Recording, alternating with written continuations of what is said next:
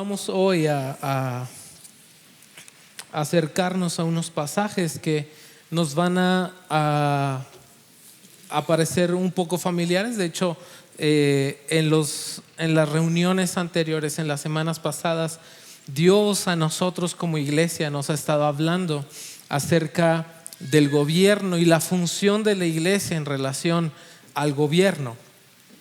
Y es una realidad que a veces como cristianos creemos que no tenemos una responsabilidad mayor que la de cumplir civilmente con las votaciones y listo, básicamente.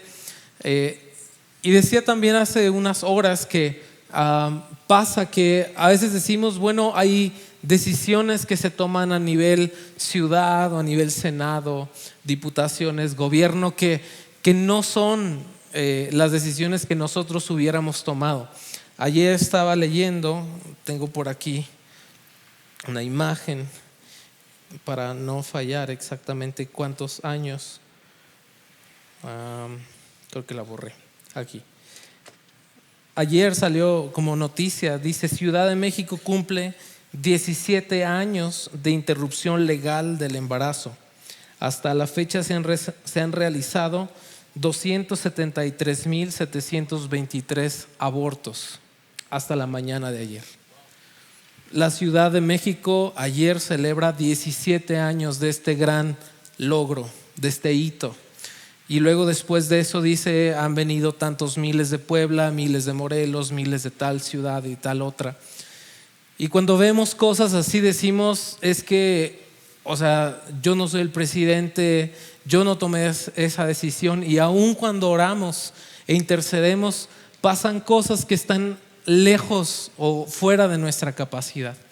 Pero algo que sí tenemos nosotros como capacidad es gobernar nuestra vida y decidir o permitir cosas que ocurran sobre nosotros, sobre nuestra familia. Hay cosas de las que Dios no nos va a llamar a cuentas, por ejemplo, por esto, si es que nosotros no participamos en esas decisiones o votaciones. Pero Dios sí nos llamará a cuentas eventualmente sobre qué hicimos con el día de hoy. Un día como hoy, un domingo con sus 24 horas, las decisiones que tomamos con respecto a ello, cómo nos acercamos a otros, qué respuestas dimos a gente, qué respuestas dimos a Dios y quién gobernó finalmente nuestro corazón.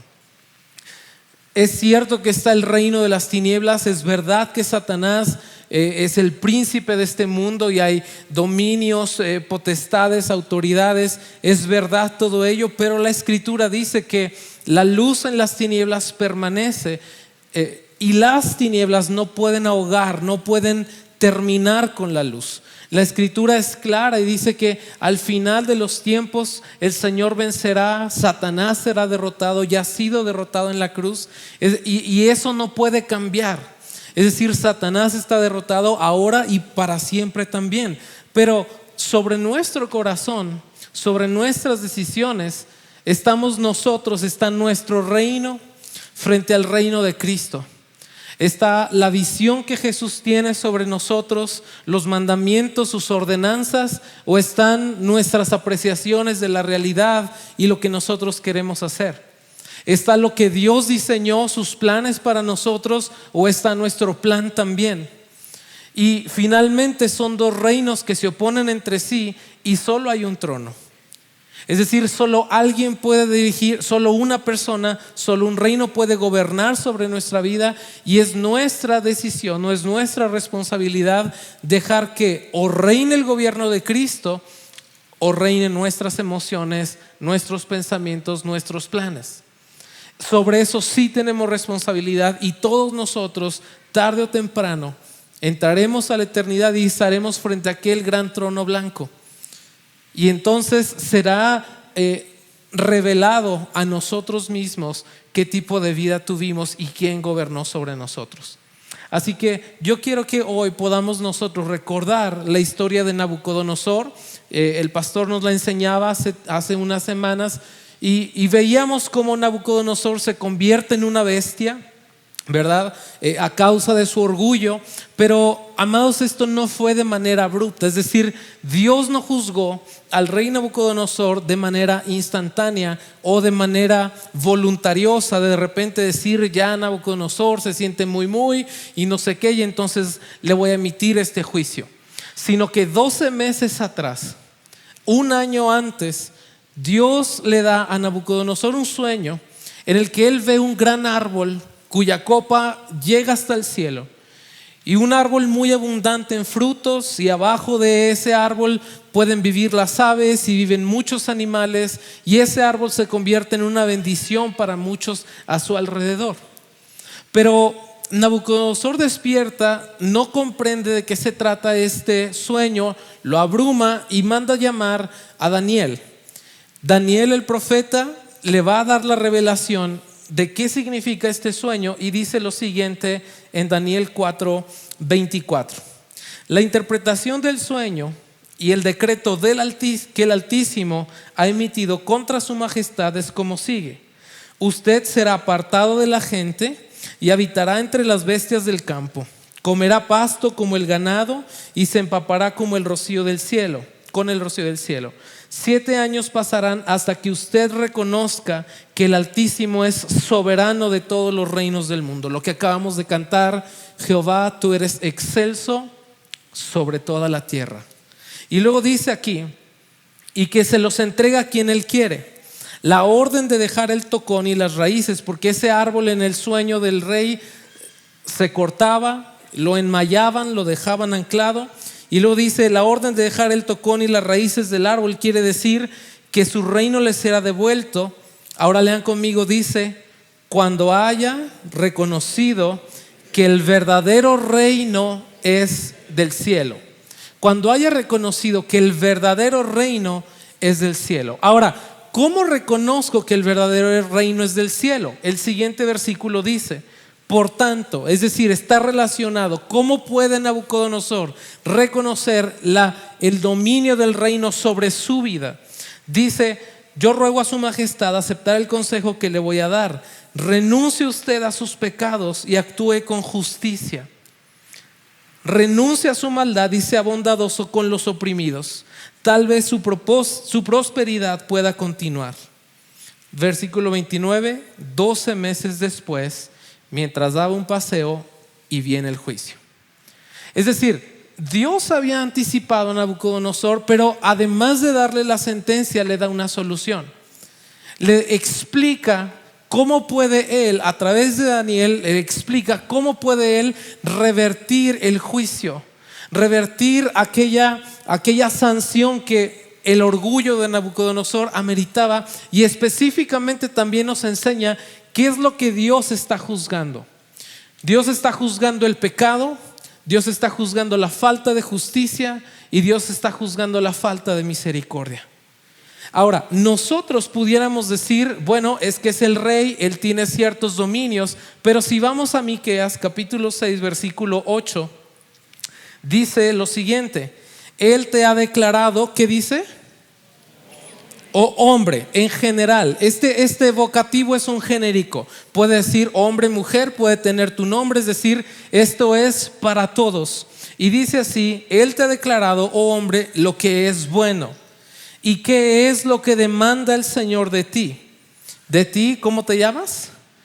Pues el nombre que tienes, esto es lo que pide el Señor de ti. Lo pidió de Nabucodonosor, lo pide hoy de ti, lo pide hoy de mí.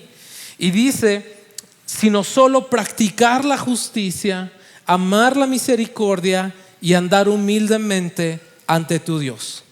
Aparentemente son cosas sencillas, porque podríamos decir que cualquiera de nosotros puede pasar por humilde. ¿Sí? No, pues yo no soy orgulloso, no subo tantas selfies a mis historias, ¿verdad? No me siento tan jactancioso de las cosas que he logrado. Soy bueno con la gente, le ayudo a los pobres.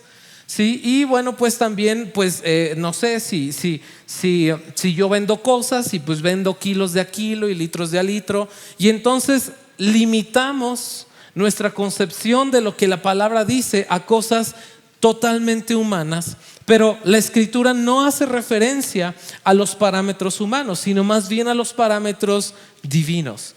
Y dice así: practicar la justicia. Quiero que veamos aquí en la pantalla a qué es lo que se refiere la Biblia con practicar la justicia.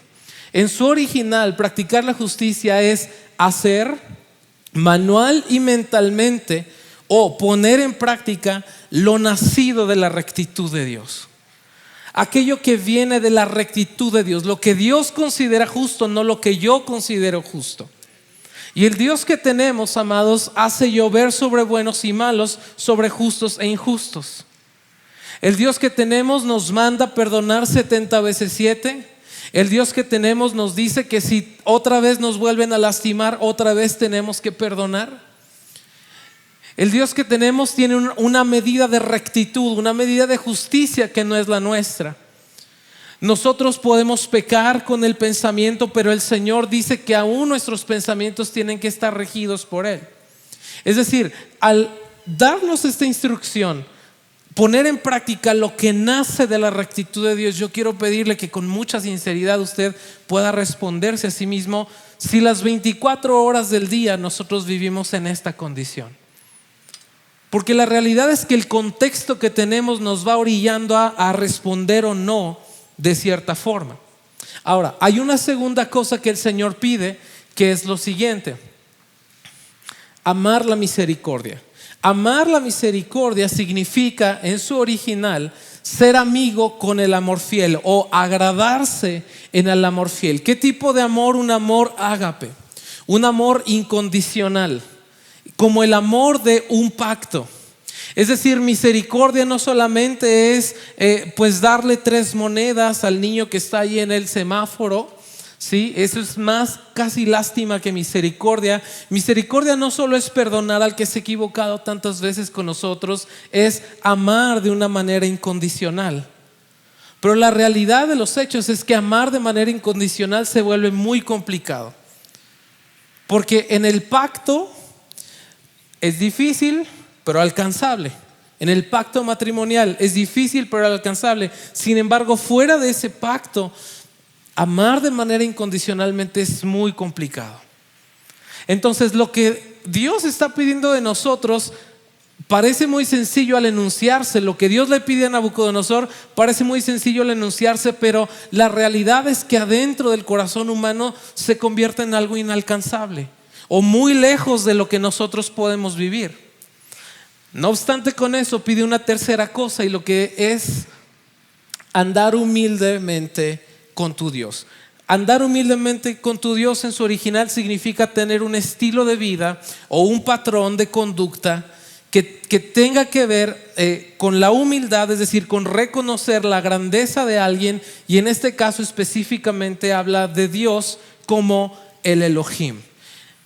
El Elohim es la palabra que se usa en la Biblia para referirse al Dios creador. Y decía hace un momento que como cristianos del siglo XXI nos es más favorable o nos gusta más cuando vemos a Jesús el cercano, a Jesús el carpintero, porque puede tener un oficio como yo, a Jesús mi amigo, ¿sí? A Jesús el hermano, a Jesús cercano a nosotros, casi como de la misma condición. Digo, al último sabe, reconoce mi tentación, sabe cómo me siento, pero olvidamos que Él es también el Elohim, el creador. Y cuando perdemos esto de vista, nos olvidamos de que nosotros somos la criatura, la creación, y Él es el creador. Por lo tanto, el que nos conoce es Él, no nosotros a nosotros mismos. Y Él es el pastor y nosotros las ovejas, y Él es el padre y nosotros los hijos, y Él es el dueño y nosotros la propiedad, y Él es el Señor y nosotros los esclavos. Y no esperaba ningún amén, y está bien, porque son cosas que no nos gustan. Me gusta el Dios que me bendice, me gusta el Dios que me entiende, me gusta el Dios cercano, pero no me gusta el Dios que me demuestra que Él es muchísimo más de lo que yo puedo ser. Porque en realidad sus opiniones a veces son muy radicales y mis condiciones necesitan moldearse. O sea, sí puedo amar, pero en ciertas condiciones no puedo amar. Sí puedo perdonar, pero hay casos que no, o sea, ahí ya no se puede. Y Él me dice que tengo que perdonar otra vez.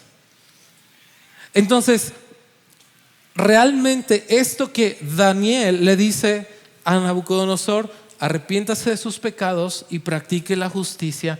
Daniel no está llamando al rey a que cambie sus valores. Tampoco lo está llamando a que cambie de religión. Daniel está llamando a Nabucodonosor a nacer de nuevo, a rendir el corazón, a rendir el trono de su corazón para que el reino de Dios gobierne. Y Dios, a través del profeta Miqueas, nos llama a toda la humanidad a hacer exactamente lo mismo: amar la misericordia, a humillarnos ante nuestro Dios, a practicar la justicia, a practicar aquello que no se puede hacer a menos de que estemos sometidos, a menos de que estemos conectados con lo que Dios es, porque fuera de esa condición es imposible que nosotros lo vivamos.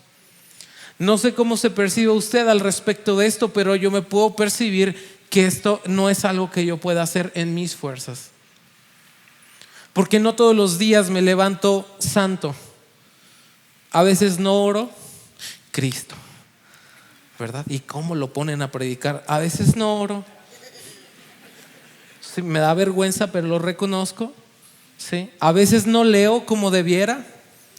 Y quiero decirles que como cristianos a veces decimos: es que yo ya le rendí mi corazón a Jesús, pero vivimos vidas que no reflejan tal cosa. Pensamos o limitamos el conocer a Jesús como un acto específico, puntual en la vida, y algunos recordamos hasta la fecha. Yo puedo recordar exactamente cuando rendí mi vida a Cristo. Yo estaba en el segundo piso de la casa de mis papás, en el cuarto que era mío, y de rodillas conocí a Jesús. Pero después de ese día y hasta la fecha, todos los días he tenido exactamente la misma disyuntiva, la misma posición de: o gobierno yo o gobierna el cielo. Todos los días he tenido delante de mí a veces decisiones más complicadas que otras, pero lo hago o no lo hago, sigo o no sigo, me cambio o no me cambio, me mudo o no me mudo. Decisiones sobre las que me gustaría decidir yo, pero tengo que entender que el reino de los cielos no mide las cosas como las mido yo. Romanos 14:17 dice: porque el reino de Dios no es comida ni bebida, sino justicia, paz y gozo en el Espíritu Santo. Justicia, aquello que Daniel le dice al rey, aquello que Miqueas dice que todos nosotros tenemos que hacer, aquello que el apóstol Pablo le dice a la iglesia: justicia. Justicia, justicia, se repite justicia, y justicia no es, como decíamos, aquella buena obra, aquella condición social o ética o moral que nos permite decir esto está bien, esto está mal. Justicia es lo que brota del corazón de Dios, y aquí dice que la única forma en la que nosotros podemos vivir en ello es bajo el dominio del Espíritu Santo, porque Gálatas 5 solamente nos pone también dos panoramas, y entonces dice que el fruto de la carne es, y saca una lista, y luego dice: más el fruto del Espíritu es, más. Es decir, pone esta palabra cuando dice más el fruto, es decir, todo lo que es ira, odio, rencillas, etcétera, todo esto proviene de la carne. Pero para poder llegar a la otra lista donde están justicia, paz y gozo, eso tiene que ser fruto del Espíritu. Y fruto es una semilla que está plantada en una tierra y germina. Fruto no puede ser algo que viene sobre mí, fruto tiene que ser algo que nace. Y no puede nacer a menos de que la semilla del reino esté aquí adentro. El reino, justicia, paz y gozo no puede ser imputativo. No, nadie puede llegar y te puede vestir con ello. Nadie te lo puede echar encima. Nadie te puede imponer las manos. Si recibe el gozo y recibe la justicia, tiene que brotar. Yo entiendo cuando el Señor hace cosas maravillosas y hay gente que se queda tirada y ebria en el espíritu, pero para poder vivir una vida llena de gozo es necesario que el Espíritu esté dentro de nosotros y produzca de nosotros justicia, paz, gozo, amor, templanza. Un día puedes aguantar bien el enojo, la molestia, la tentación, la prueba, la lascivia, la lujuria. Un día puedes aguantar bien, pero 2 tal vez no. 3 tal vez no. 4 tal vez no. ¿Cuántos hombres hemos leído un pacto con mis ojos y luego fallar? ¿Cuántos hombres hemos sentido la frustración de decir no puedo amar a mi esposa como debiera? ¿Cuántas familias se han visto rotas? ¿Cuántos divorcios? ¿Cuántos hijos solos? ¿Cuántas madres abandonadas? ¿Cuántas cosas pasan porque no hay templanza? ¿Cuántas relaciones se rompen? ¿Cuántas amistades? ¿Cuántas traiciones? Y la razón es que la semilla nunca fue puesta, solo creímos en algún tipo de ética, en algún tipo de moral, pero realmente no nació nada dentro. Y a menos de que nazca de nosotros, a menos de que esté plantada esa semilla del reino de Dios, no va a poder fluir el fruto del Espíritu. Romanos 14:10 dice: porque todos compareceremos ante el tribunal de Dios. Porque está escrito: vivo yo, dice el Señor, que ante mí se doblará toda rodilla y toda lengua alabará a Dios. De modo que cada uno de nosotros dará a Dios cuenta de sí. De modo que cada uno de nosotros dará cuenta a Dios de sí. Podemos dialogar nuestras opiniones y nuestras reacciones, pero la realidad es que el reino de los cielos ve con claridad nuestros pensamientos y acciones.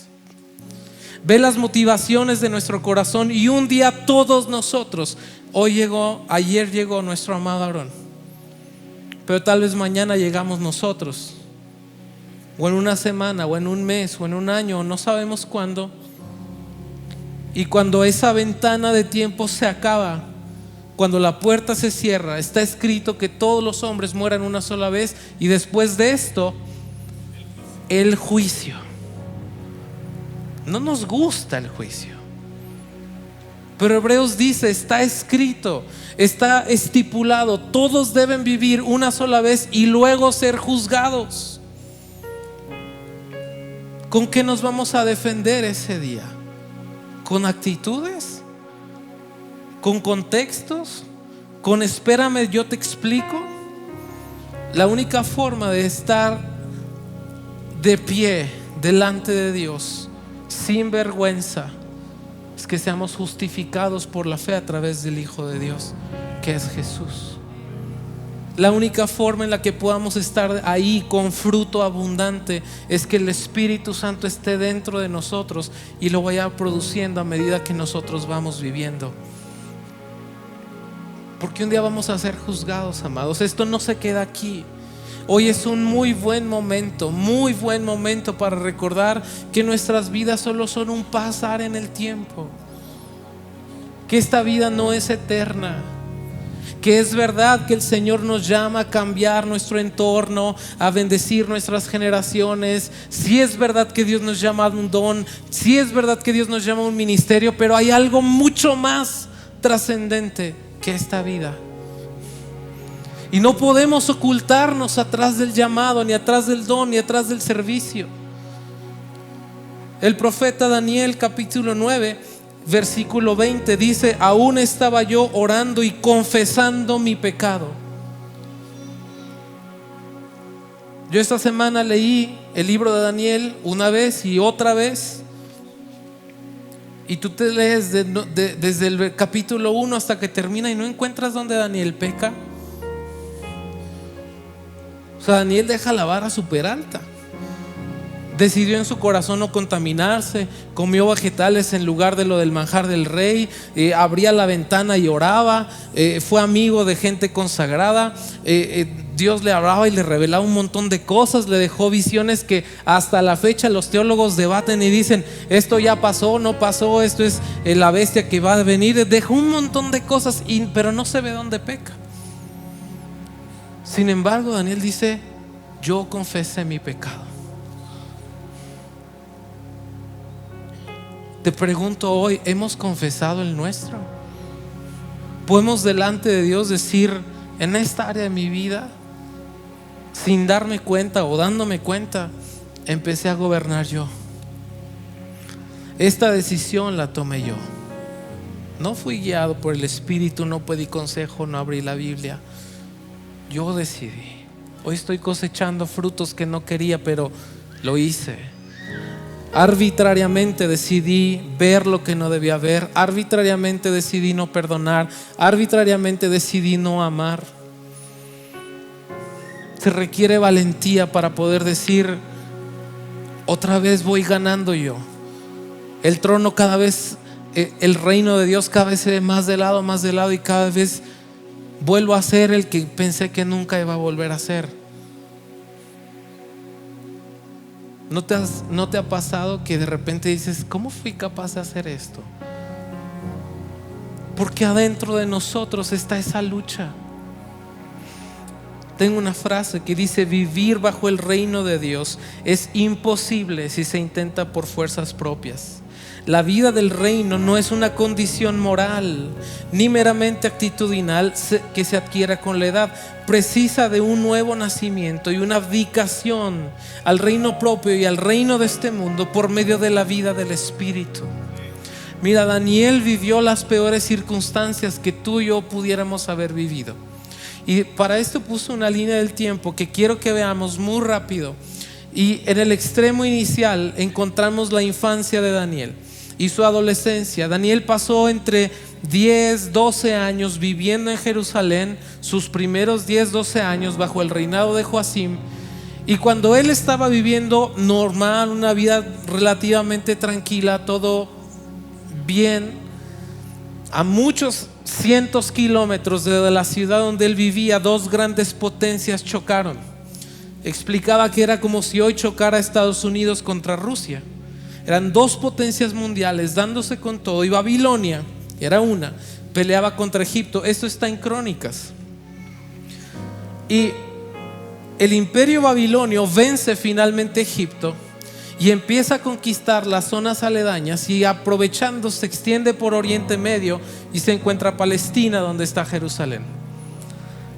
Y aunque no era el objetivo de Babilonia, finalmente los arrasa y se los lleva. Y a los entre 11 y 14 años aproximadamente, Daniel es capturado, se lo llevan sin su familia, y al llegar a Babilonia, una de las primeras cosas que le hacen es que lo castran para meterlo a un grupo de eunucos. ¿Dónde dice eso en la Biblia? En la palabra eunuco. ¿Sí? Los eunucos tenían que estar castrados, cortados sus miembros.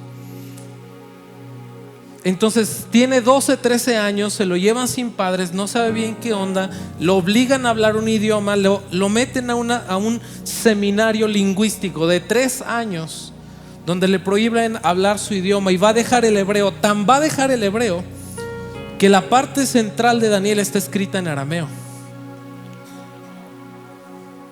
¿Sí? Solo los 2 capítulos primeros y los 2 últimos están escritos en hebreo, pero la parte central está escrita en arameo, la lengua de la dominación. Y va a tener que servir ahí con sus dones a un rey pagano que lo ha conquistado a él, llamado Nabucodonosor II. Y luego, cuando tiene unos 29 a 32 años, escucha la demolición de Jerusalén.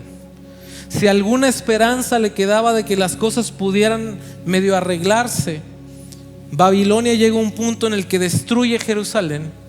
Es decir, si tenía amigos, familia, primos, tíos que se habían quedado allá, como Jeremías, por ejemplo, fueron arrasados, pulverizados. La ciudad se demolió, el templo se demolió, todo lo que Daniel conoció fue llevado a ruinas. Pero Daniel siguió sirviendo a Dios. Y luego, después, tiene que servir bajo el hijo de su conquistador. Y cada vez que estos reyes tienen una cosa que no entienden, lo llaman. Es más, lo llaman el jefe de los astrólogos, el jefe de los magos.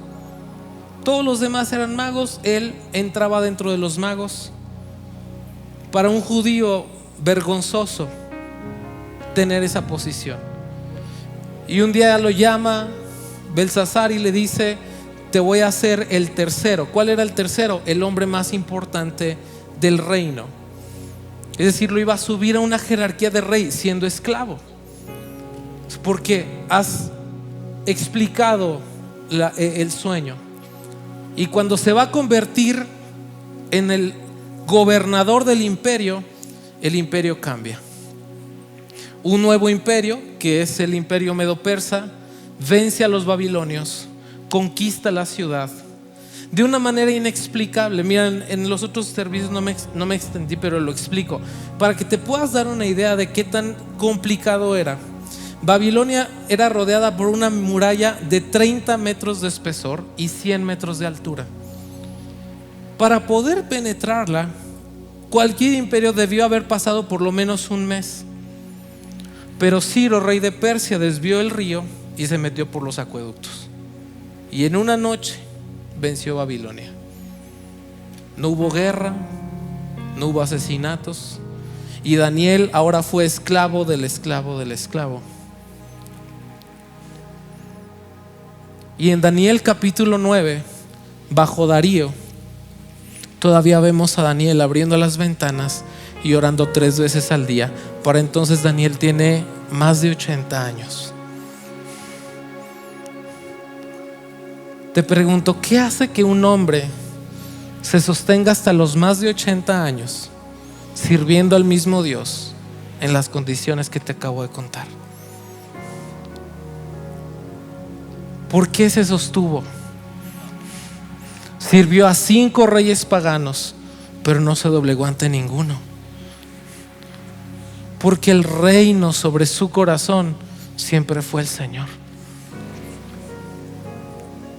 Las peores condiciones. Puse como referencia cuando finalmente Israel se convierte otra vez en estado, en el 350. Pero Daniel vivió en los 500 y tantos. Eso nos enseña que Daniel murió sin ver la restitución de Jerusalén. Nunca volvió a Jerusalén. Murió siendo esclavo, lejos de su tierra, muy probablemente sin amigos, sí con la fama de haber sido un gran vidente, un gran mago, pero lejos, y sus anhelos humanos sin cumplirse. ¿Qué sostiene un hombre hasta esa edad? Abandonado, solo, esclavo, castrado, obligado a hacer cosas que no quiere. El reino de Dios. Es el reino de Dios. Es solo el reino de Dios. Les decía, no recuerdo en qué reunión, nunca fue a la iglesia, porque no había iglesia, no hubo sinagoga, no había Biblia, no había nada, pero se sostuvo. Como Hebreos dice, como viendo al invisible. Como viendo al invisible, como si estuviera ahí porque estaba ahí. ¿Qué cosas no experimentó? Y sabes, como decía hace un momento, a veces pensamos que se trata solamente de aceptar a Jesús un día y luego ya vivir la vida, pero a veces también queremos vivir o creemos que el reino de los cielos es aquí predicar, tocar, limpiar, barrer, poner sillas, dar la bienvenida, y gloria a Dios por nuestros dones. Pero hombres tan elocuentes y esforzados en las escrituras como lo fueron los escribas y fariseos, Jesús en Mateo 23 les recrimina que realmente ellos no están buscando el reino, que ellos lo que quieren es que la gente los salude y los vea y vean que son grandes predicadores y oran con mucho fervor para que digan: no manches, ese ora bien machín. Pero al final de cuentas dice que todo se trata de apariencias, se trata de aparentar. Y yo quiero decirte con mucho amor y respeto que tú puedes pasar años en un espacio como este y en un entorno como este aparentando ser alguien que vive bajo el reino, pero sin vivir en el reino, engañándote a ti mismo de que tu servicio, tu don, tu ministerio te hace recto delante de Dios, y no es así. Jesús le dice a esta gente en el versículo 37: Jerusalén, Jerusalén, la que mata a los profetas y apedrea a los que son enviados a ellas. ¿Cuántas veces quise juntar a tus hijos como la gallina junta sus pollitos debajo de sus alas, y no quisiste? Escucha, Dios tiene poder soberano. Nuevamente me viene este canto: Jehová, tú eres excelso sobre toda la tierra. Y si puede pasar el equipo. Pero Él es excelso sobre toda la tierra. Y aquí dice, yo mismo, Dios identificándose, era como una gallina tratando de cuidar a los pollitos, pero no quisiste. Pues no que es el Rey soberano, no que todo lo puede. Pero dice aquí: no me verán de ahora en adelante hasta que digan bendito aquel que viene en el nombre del Señor. Hasta que digan bendito aquel que viene en el nombre del Señor. Señor, curios, dueño, propietario, Señor, autoridad. Hasta que digamos: Señor, quiero tu autoridad sobre mí. Quiero esa autoridad sobre mí. Doblego mi corazón a ti. Señor, que tú decidas. Quiero leerte algo que no alcancé a leer en las otras reuniones. Dice: el discípulo de Cristo no es un ser paranoico o místico que se plantea las decisiones de su vida con miedo constante a no estar haciendo la voluntad de Dios. Más bien se ocupa en conocer a su Señor y busca vivir todas las áreas de su vida para Jesús y para su gloria. No andamos por el mundo: ay, no es la voluntad de Dios, me va a caer un rayo. No, es: conozco a mi Señor. La película, la frase que corrió en los 60s, luego 80s: ¿qué hubiera hecho Jesús? No somos místicos de pastor, revéleme el futuro, sino conocemos a Jesús en las Escrituras. No vivimos vidas temerosas de que nos pase algo. Me metí por la izquierda, creí que era por la derecha, el Señor me va. Porque a veces nos pasa. Vemos el reino de Dios como un reino déspota, que si no son las cosas como Él dice, nos va a ir mal. Pero el reino de Dios, Jesús lo describe así: ¿a qué haremos semejante el reino de Dios? A un padre de familia. El reino de Dios es el reino de un padre. Ama a sus hijos. Si es dueño, si es Señor, si es poderoso, si es soberano, pero ama. Es un reino que ama a sus hijos. Termino con una frase de C.S. Lewis, el autor de las Crónicas de Narnia. C.S. Lewis dijo: apunta al cielo y conseguirás la tierra por añadidura. Apunta a la tierra y no conseguirás ninguna de las dos. Apunta al cielo y conseguirás la tierra por añadidura. Apunta a la tierra y no conseguirás ninguno de los dos. Porque en el reino de Cristo entendemos que nuestro transitar por este valle, por esta tierra, por este mundo, es solamente un tiempo, pero su reino es para siempre. Su reino es para siempre. Nosotros ya estamos caminando sobre días eternos. Nuestro cuerpo terminará, nuestro cuerpo va a ir al polvo, pero nosotros ya estamos tomando decisiones desde la eternidad, desde los valores del reino de los cielos, no desde lo que dicta nuestra mirada, no desde lo que dicta nuestras emociones. Y yo quiero invitarte que si tú en tu corazón has decidido todos estos años y nunca le has dado lugar al reino de Cristo, no sabes qué va a pasar contigo el día que vayas a la tumba, o temes, crees que Dios está enojado contigo, crees que Dios se quiere desquitar, Yo quiero que tú le des esta tarde una oportunidad, que vengas aquí y aceptes su reino de amor sobre ti, porque sus planes sobre ti son de bien, porque su bandera, la bandera del Rey Jesús sobre ti es amor. Eso dice la Biblia. No son palabras bonitas, no es un poema. Su bandera sobre mí es amor. La forma en la que quiere conquistarme es con su amor. No por obligación, no por obras cuadradas, no por religión, no por ver quién lo hace bien o mal, sino quien quiera entregarse en plenitud al que nos creó y al que quiere amarnos cada día de nuestra vida.